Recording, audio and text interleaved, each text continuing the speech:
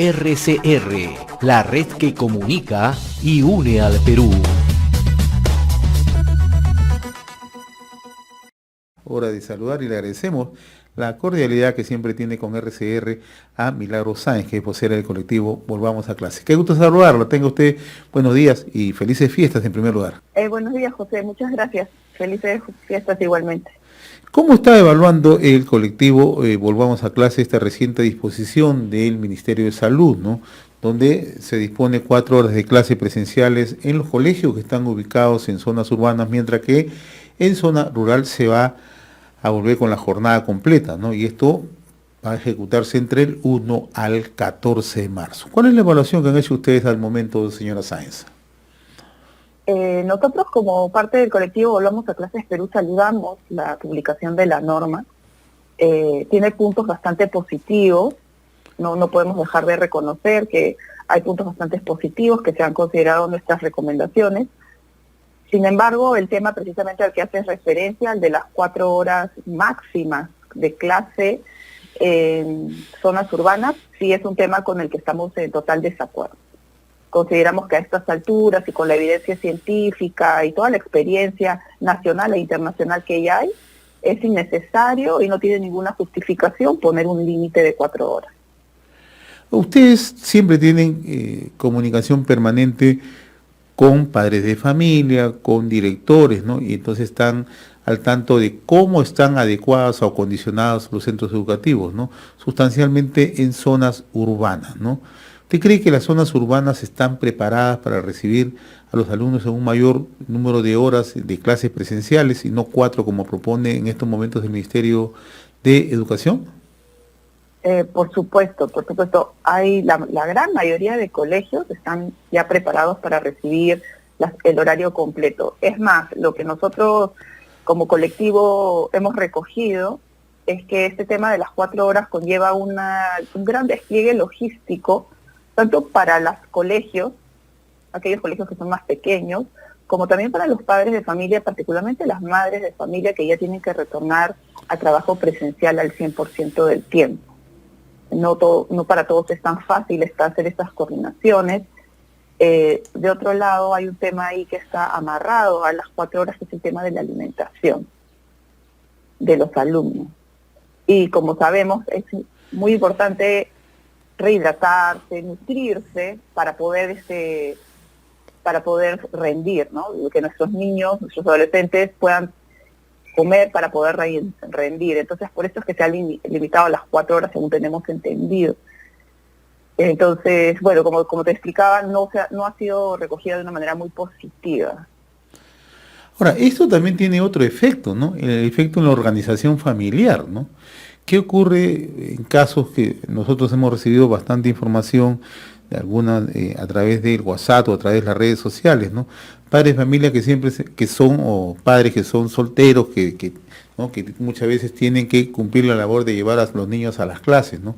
Y ahí ya se presenta un problema, ¿no? Porque si son 4 horas, muchos de ellos trabajan, ¿no? Entonces corta justamente el ritmo laboral y el ritmo de organización diaria en los hogares, ¿no?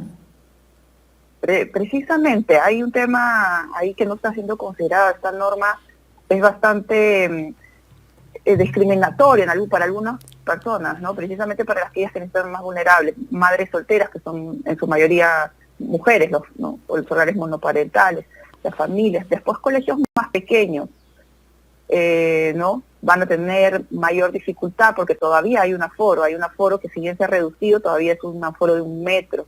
Entonces van a tener que hacer doble turno, los alumnos no van a poder ir todos los días. Entonces nuevamente vemos que los colegios más grandes, con más capacidades, van a ser los que van a poder otorgar un mayor servicio educacional presencial, en desmedro de aquellos que nuevamente van a ser más afectados.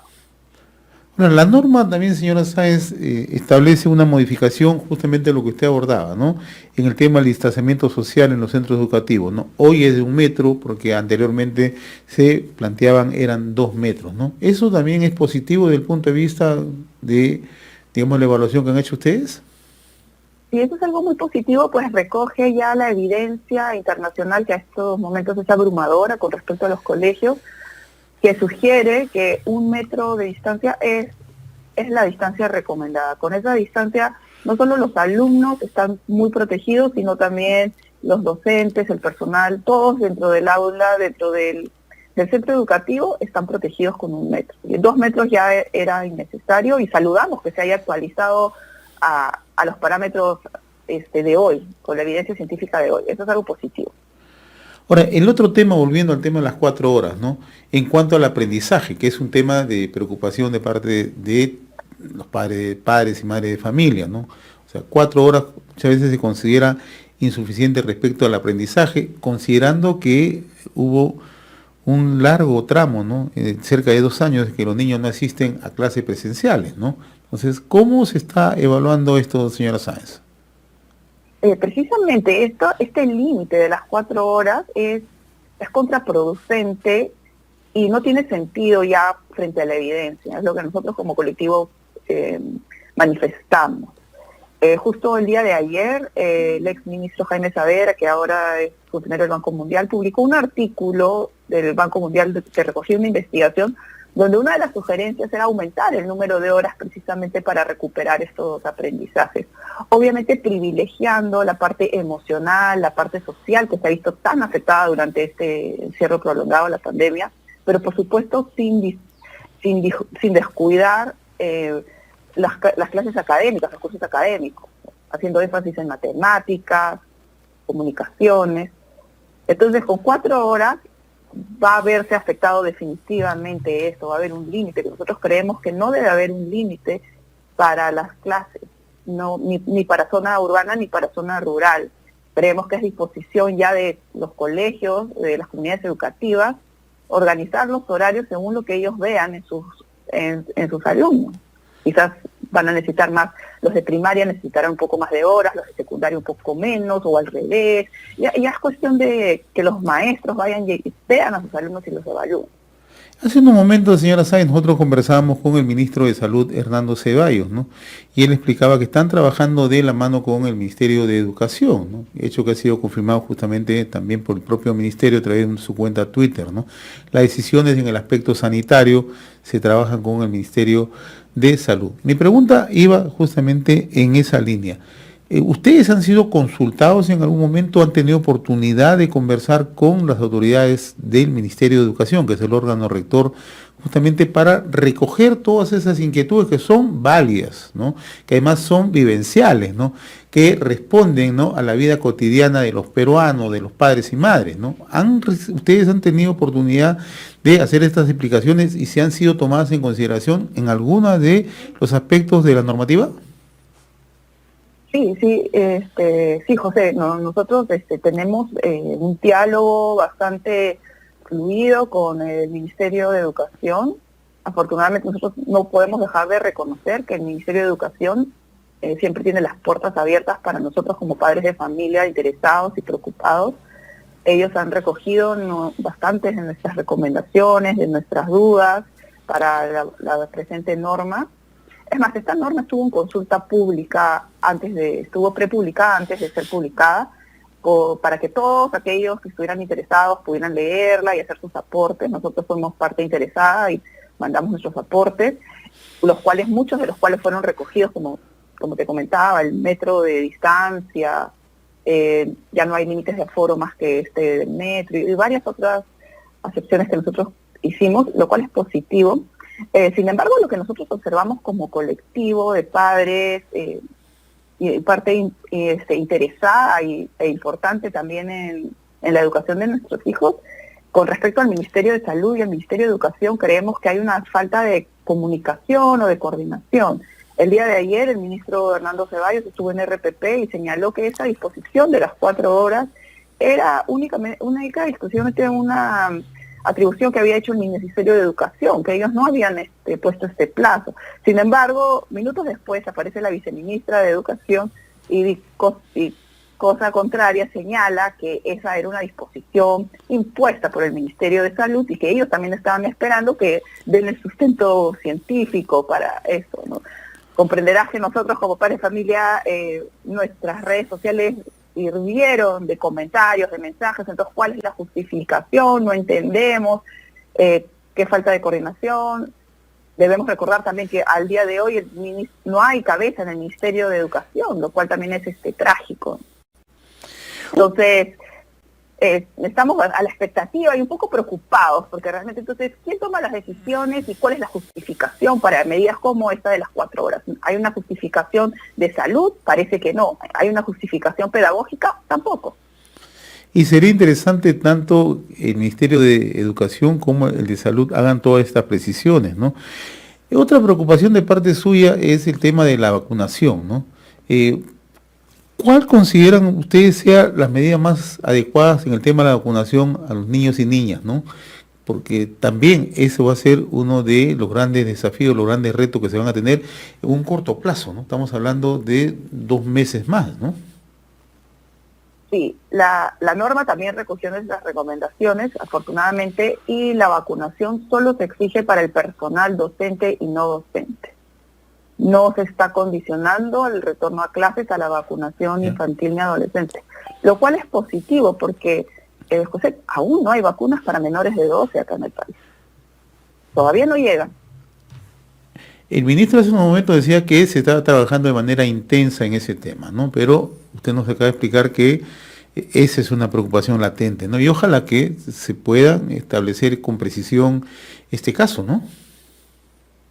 Sí, por nosotros desde el colectivo saludamos que no sea un requisito, saludamos que no sea un requisito, porque todavía estamos en el proceso de la vacunación. Entonces, nuevamente poner un requisito más al retorno a clases, cuando además la evidencia científica mundial ya demuestra que mientras que los alumnos estén vacunados con sus 2 dosis o su tercera dosis según ya les corresponda, eso genera también una barrera protectora para toda la comunidad educativa. Entonces, podemos decir con seguridad, nosotros podemos asegurar que no hay ningún problema en empezar las clases sin que el 100% del alumnado esté vacunado. A medida que vaya pasando el tiempo, esto va a ir, estas cifras van a ir mejorando, porque nosotros somos un país que sí cree en las vacunas. Yo creo eso, ¿no? Las estadísticas nos muestran que somos un país que sí creemos, que sí nos vamos a vacunar. Entonces es cuestión de tiempo al tiempo, pero no en un plazo tan corto, José. A los adultos nos han dado casi 1 año para ponernos al día. ¿Por qué no tenemos esa consideración para los niños y adolescentes, que además no depende de ellos, dependen de sus padres o sus tutores? Muy bien, señora Milagros Sáenz, yo le agradezco infinitamente esta comunicación con RCR, Red de Comunicación Regional. Vamos a estar dialogando más adelante, ¿no? Porque ese es un tema que concita, ¿no?, la atención nacional, ¿no? Y sobre todo porque creemos, justificado el retorno a clases, ¿no? Usted ha mencionado hace unos instantes, ¿no?, que la comunidad científica ya tiene, digamos, algún conjunto de evidencias. Ayer también yo leía la entrevista al exministro Saavedra, y donde detallaba de una manera muy puntual, ¿no?, que hay experiencias en el mundo que se puede retornar en forma segura a clases, ¿no? Y sobre todo vemos que ustedes están trabajando de manera intensa y además, ¿no?, están con la seguridad de que las aulas van a ser un lugar seguro para los alumnos que retornen en marzo. No sé si tenga algo que agregar, por favor. No, José, muchas gracias por la invitación y asegurarle a los oyentes, a los que nos ven, que manden a sus hijos con confianza, con seguridad. 1 metro de distancia, ventilación y una buena mascarilla es todo lo que nuestros niños necesitan para regresar a clases. Y aquellos que han tenido la oportunidad de mandar a sus hijos en este año 2021 han visto la diferencia. Han visto la diferencia en los aprendizajes. Aunque sean por pocas horas, sí realmente es positivo para nuestros niños, para nuestros adolescentes volver a clases. Ustedes van a poder apreciar en carne propia el cambio de actitud de los niños, y se los digo yo como una beneficiada de estas pequeñas clases presenciales que han tenido mis hijos. Le agradezco como siempre la amabilidad con RCR, señora Milagros Sáenz, vocera del colectivo Volvamos a Clases Perú, y antes que nada, desearle un bonito año 2022. Muy amable, como siempre. Igualmente, muchas gracias, José. Adiós. Nos vemos. Conversamos con Milagros Sáenz del colectivo Volvamos a Clases Perú. RCR, la red que comunica y une al Perú.